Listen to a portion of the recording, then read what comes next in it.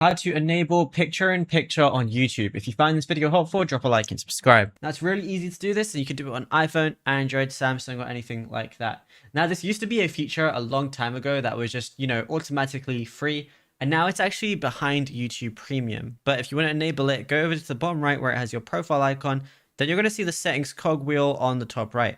So go ahead and click on that. And then over here, what you want to do is go over to background and downloads, and you want to have background play. You want to switch it to always on. You can also have it on like headphones or external speakers, but just have it on always on, and then that's going to have your playback on always on. So now let's say if I go back and let's say I click on a video, if it's playing right now, as you can see, it's going to be playing in the background, and I can just go on any other app I want to as well. And yeah, it's as simple as that. Now, if you found this video helpful, be sure to drop a like and subscribe. And also be sure to check out all our other tutorials that we've been posting on the channel as well, because there is a lot to go through and you might find something you didn't know about yet.